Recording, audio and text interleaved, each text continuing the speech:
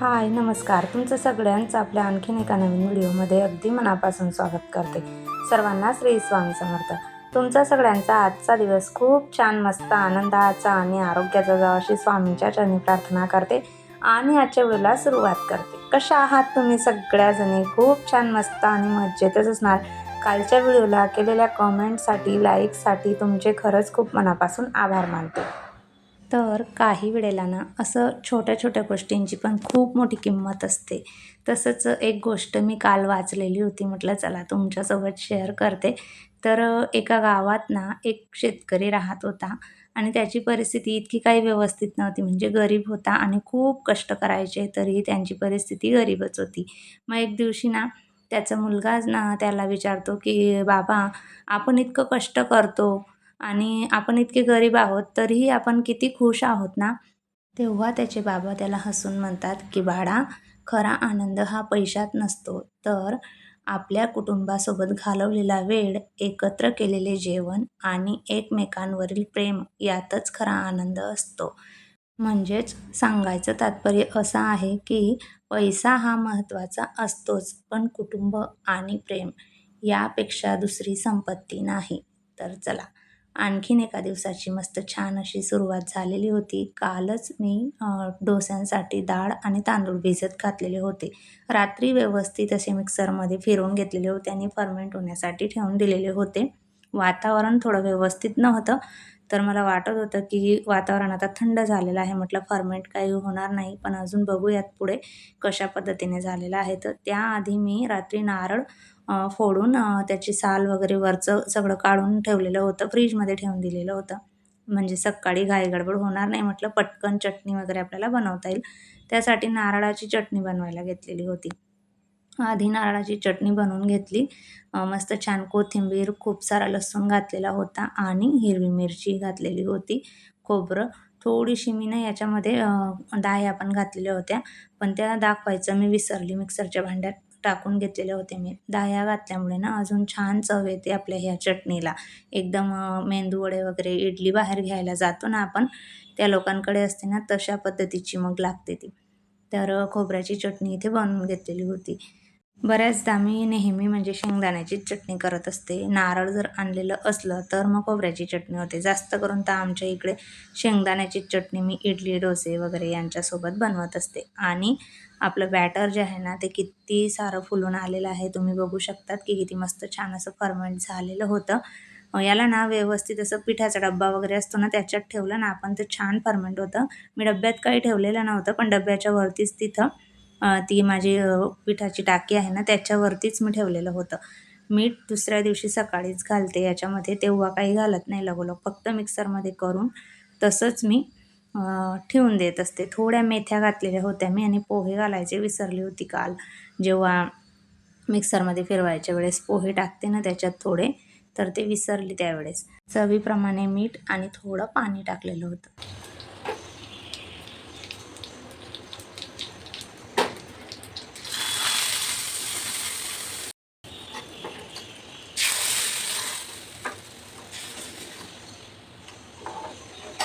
मस्त तडका वगैरे आपल्या चटणीला देऊन झालेला होता आणि डोस्यांचं बॅटरही व्यवस्थित मीठ वगैरे टाकून मिक्स करून घेतलेलं होतं.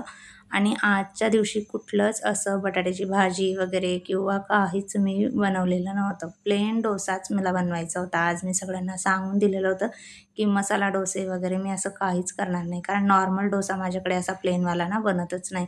नेहमी आपला मसाला डोसाच बनतो. या सगळ्यांना मसाला डोसा आवडतो, पण त्याचा खूप जास्त घाट होतो. कांदे कापा, टमाटे काटा, चीज वगैरे हे आणि ते. आज ठरवलेलं होतं, की आज सगळ्यांना नॉर्मल प्लेन डोसाच मी देणार आहे.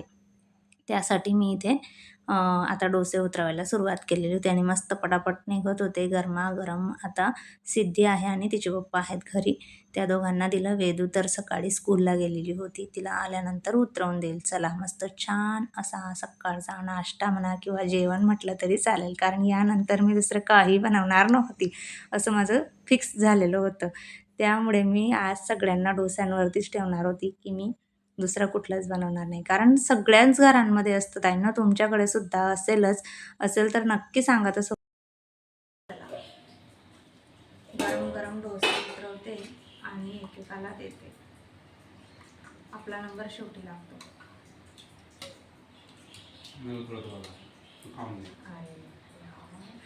चला मस्त कुरकुरीत होत आहे.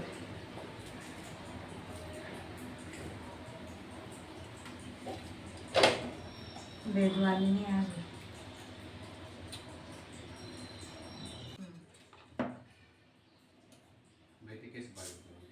इथे ये ना, थांब मी मांडीवर येतो.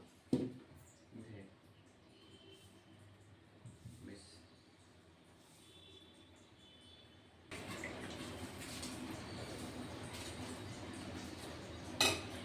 तूप वगैरे लावून तर याच्यावरती मस्त तेलाऐवजी तूप टाकलं ना अजून खूप छान टेस्ट येते. सिद्धीला आवडतो आमच्या घरात.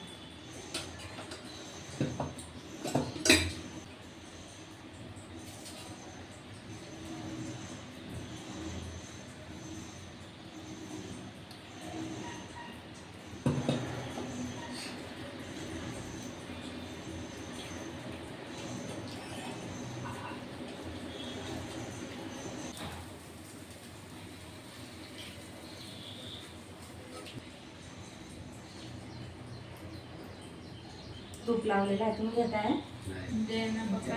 तुपवाला.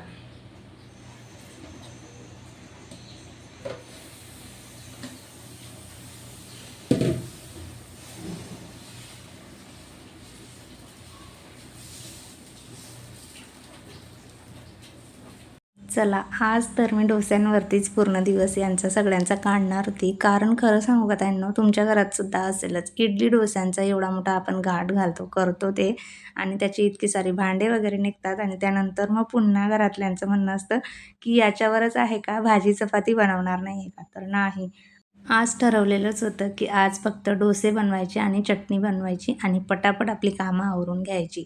तर किचन ओटा वगैरे सगळं काही मग मी पटापट आवरून घेतलं. सगळ्यांना नाश्ता वगैरे दिला. 11 11:30पर्यंत किचन ओटा वगैरे आवरून झालेला होता आणि त्यानंतर ना कपडेच टाकायची राहिलेली होती. आज कपडे सकाळी किती लवकर माझे झाले असतील ना, 9 वाजेपर्यंत म्हणजे कपडे वगैरे धुवून झालेले होते. पण वातावरण बाहेर थोडं पावसाचं आहे ना, त्यामुळे मी स्पिनसाठी मशीनमध्ये लावून दिलेले होते. टाकायचे तेवढे राहून गेलेले होते. तर म्हटलं चला आता किचन आवरून झालेलं आहे ना, तर आता कपडे आधी टाकते.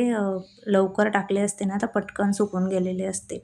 पण लक्षातच नाही राहिलं. नाश्ता वगैरे केला, ते केलं, भांडी वगैरे आवरा. त्याच्यामध्ये एक काम एका मागोमाग करत राहिले ना, तर मग त्याचं मशीनमध्येच राहिले कपडे. आता म्हटलं चला आधी टाकते, कारण आधीच पावसाचं वातावरण असले की कपडे सुकवायचे आता खूप बोंब होईलच काही दिवस.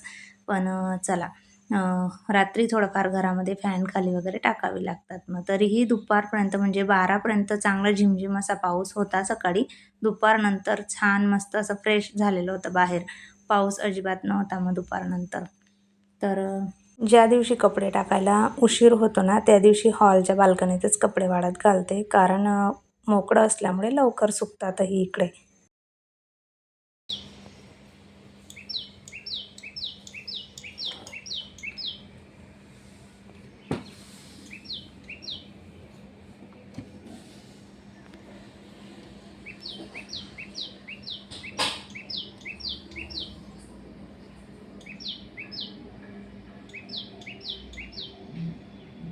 मम्मा इथं ये, लवकर ये मम्मी.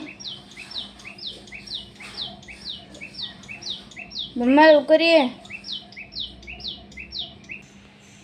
किती मस्त आहे ना.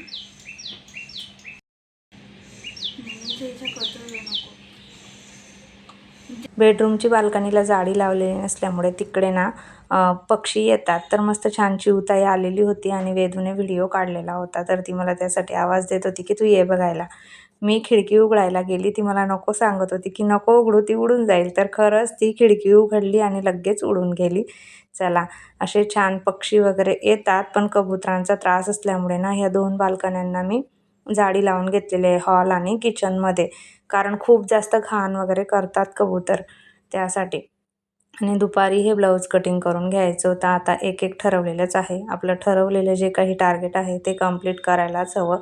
आज कटिंगही करायची होती आणि ब्लाऊजही शिवून घ्यायचं होतं हे एक. आता कटिंग मी काही करून ठेवलेली नाही ब्लाऊजांची. त्याच दिवशी एक ब्लाऊज कट करायचं आणि त्याच दिवशी शिवून घ्यायचं असं ठरलेलं आहे. कारण 5-6 ब्लाऊज जर कट करायला गेली तर एक पूर्ण दिवस मग माझा कटिंगमध्ये जाईल आणि परत मग शिवायचा मूडही नसतो. त्यामुळे लगोलग कटिंग केली की लगोलग शिवायला बसते. आता हे ब्लाऊज आधी पूर्ण पुढचे किंवा हाताचे जे काही पार्ट्स होते ना ब्लाऊजचे ते फिटिंग करून झालेले होते, म्हणजे व्यवस्थित शिवून असे झालेले होते. हातही झालेले होते. गळा तेवढा राहिलेला होता. मागे मी एका ब्लाऊजचा ना असा गळा शिवलेला होता, तुमच्यासोबत शेअर केलेला होता. तो हे ब्लाऊज जिचा आहे ना तिने व्हिडिओमध्ये बघितलेलं होतं आणि मग तिने सांगितलेलं होतं की त्याच पद्धतीचा हवा आहे मला, तसा सेम टू सेम. मग तो शिवायला घेतलेला होता. बंद गळा आहे हा आणि मागे अशा पद्धतीचं एक ट्रायंगलसारखं आहे आणि संध्याकाळपर्यंत हे ब्लाऊज माझं कंप्लीट झालेलं होतं करून 5:30पर्यंत. दुपारी थोडं उशिरा लागलेली होती शिवायला, त्यामुळे 5 वाजेपर्यंत हे ब्लाऊज कंप्लीट झालं आणि सिद्धी आल्यानंतर मग स्वयंपाकाला आज मी जरा लवकर सुरुवात केलेली होती. तर आज मस्त छान असा हेल्दी पराठा मी बनवणार आहे. त्यासाठीचं हे जे काही साहित्य आहे ना, कांदा आहे, बीट किसून घेतलेले आहेत 2 मोठे आणि बेसन पीठ घातलेलं आहे, थोडं तांदळाचं पीठ घातलेलं आहे आणि गव्हाचं पीठ घातलेलं आहे. त्यानंतर त्याच्यामध्ये मी ओवा घातलेले आहेत, हळद घातलेली आहे, लाल तिखट घातलेलं आहे, तीळ टाकली होती थोडीशी आणि धना पावडर हे टाकलेलं होतं, चवीप्रमाणे मीठ आणि हे सगळं व्यवस्थित असं छानपैकी कणिक मळून घेणार आहे. तर बीटचा पराठा आहे आणि रात्री कसं सकाळी डोस्यांवरतीच मी काम चालवलेलं होतं, त्यामुळे भूक लागलेली होती सगळ्यांना. मग लवकर स्वयंपाकाला सुरुवात मी केलेली होती त्यासाठी. आणि ठेचा बनवणार आहे.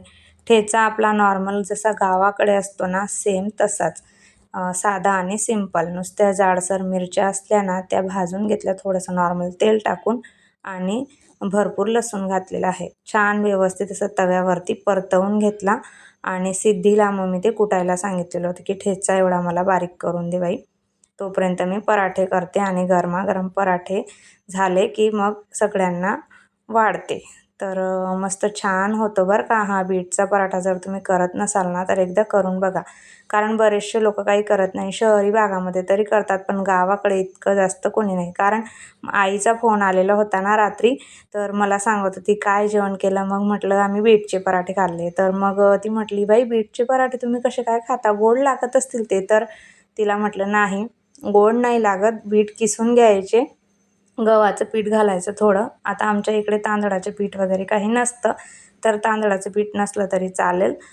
बेसन पीठ टाकायचं थोडंसं आणि आपले नॉर्मल जसे दुधी भोपळ्याचे पराठे माझी आई बनवते तर आणि मेथीचे, तर तसेच करायचे म्हटलं सेम टू सेम. फक्त पीठ किसून त्याच्यामध्ये टाकायचं आणि छान मस्त होतात.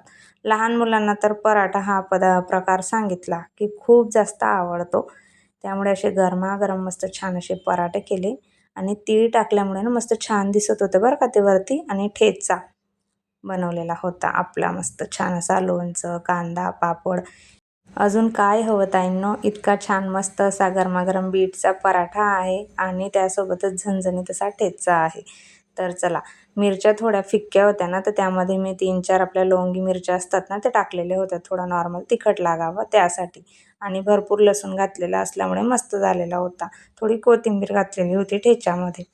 जेवणं वगैरे झालेले होते आणि एखाद्या दिवशी लवकर स्वयंपाक झालेला असला ना इतका जास्त आनंद आपल्या गृहिणीला झालेला असतो की पटापट बाबा सगळ्यांची जेवणं वगैरे झाली आज आणि माझं किचन वगैरे जे आहे ना पटकन आवरून झालेलं आहे. असं कामातच आपण आपला आनंद जो आहे ना तो मानून घेत असतो की लवकर काम झालं म्हणजे खुश असं.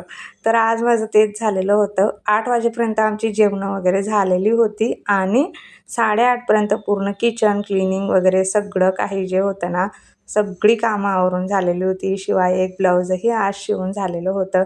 असं ठरवलं म्हणजे सगळं काही होतं करण्यावर आहे.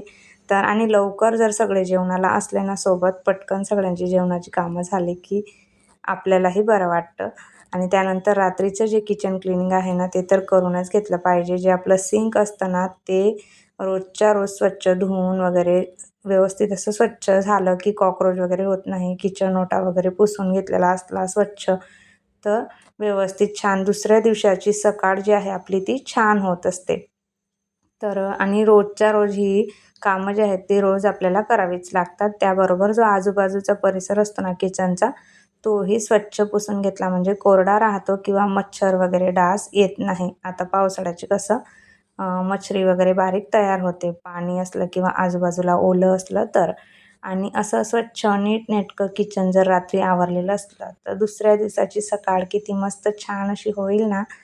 चला मस्त छान असं किचन माझं आवरून झालेलं आहे. तर चला ताईंनो 8:30 वाजलेले आहेत आणि सगळं आवरून झालेलं आहे कारण सकाळी डोश्यांवरती भागवलेलं होतं त्यामुळे आता रात्रीचा स्वयंपाक जरा लवकर केला आणि आता पूर्ण कामं वगैरे झालेली आहेत. थोडंसं ब्लाऊजचं काम बाकी राहिलेलं आहे तेवढं करते. आणि चला व्हिडिओ आवडला असेल नेहमीप्रमाणे तर व्हिडिओला लाईक करा, कमेंट करा, हाईपही करा.